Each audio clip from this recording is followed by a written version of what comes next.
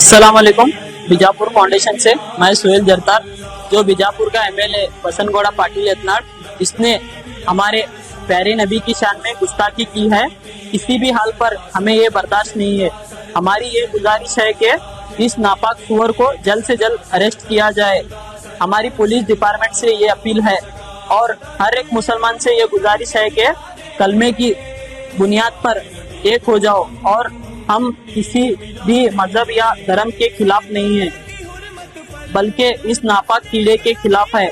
या रसूल अल्लाह, आप पर हमारी जान कुर्बान है। लब्बैक या रसूल अल्लाह। गुस्ताखी नबी की एक ही सजा, सर तन से जुदा।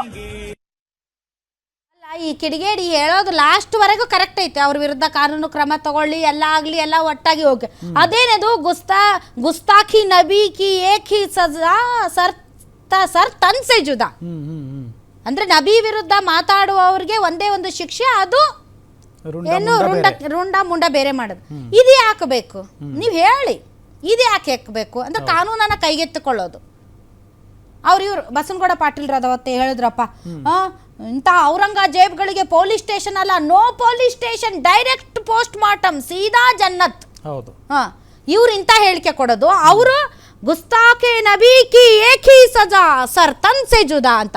ಇವರೆಲ್ಲ ಕಾನೂನನ್ನ ಕೈಗೆತ್ತಿಕೊಳ್ಳೋದಕ್ಕೆ ಇವ್ರಿಗೆ ಯಾರು ಕೊಟ್ಟಿರೋದು ರೈಟ್ಸ್? ಇವರು ಧರ್ಮ ಕೋಮು ಅಂತ ಒಬ್ರಿಗೊಬ್ರು ಜನ್ನತ್ ತೋರಿಸ್ತೀನಿ, ಸರ್ಸೆ ತನ್ ಜುದಾ, ಇದೆಲ್ಲ ಯಾಕೆ ಬೇಕು ಇವ್ರಿಗೆ? ಕಾನೂನಾತ್ಮಕವಾಗಿ ಹೋರಾಟಗಳಿವೆ, ಪ್ರತಿಭಟನೆಗಳು ಮಾಡಿ. ಯಾರು ಬೇಡ ಅಂದ್ರು, ಇವರು ಕಾನೂನನ್ನ ಕೈಗೆ ತಗೊಂಡು ಇವ್ರು ಪೋಸ್ಟ್ ಮಾರ್ಟಮ್ ಮಾಡ್ತಾರಂತೆ, ಅವರು ತನ್ಸೆ ಏನೋ ಸರ್ಸೆ ತನ್ ಜುದಾ ಮಾಡ್ತಾರಂತೆ.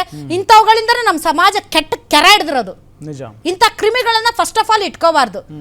ಧರ್ಮಗಳ ನಡುವೆ, ಜಾತಿಗಳ ನಡುವೆ ಯಾರ್ಯಾರು ತಂದಿಟ್ಟು ತಮಾಷೆ ನೋಡಿ ಸಮಾಜದ ಸ್ವಾಸ್ಥ್ಯವನ್ನ ಹಾಳು ಮಾಡ್ತಾರಲ್ಲ, ಅವ್ರನ್ನೆಲ್ಲ ಒದ್ದು ಒಳಗೆ ಹಾಕ್ಬೇಕು.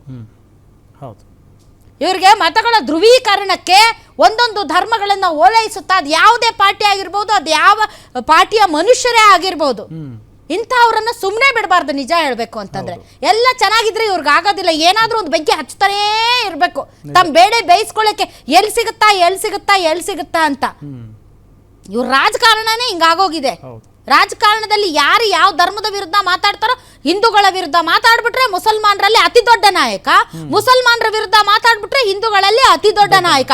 ಸಮಾಜದ ಬಗ್ಗೆ, ಶೋಷಿತರ ಬಗ್ಗೆ, ಮಕ್ಕಳ ಪರವಾಗಿ ದೌರ್ಜನ್ಯಕ್ಕೆ ಒಳಗಾದವರು, ದೀನರು, ದಲಿತರು, ಅವ್ರ ಪರವಾಗಿ ಧ್ವನಿ ಎತ್ತವ್ರು ಲೀಡರ್ ಆಗಲ್ಲ ಈಗಿನ ಕಾಲದಲ್ಲಿ.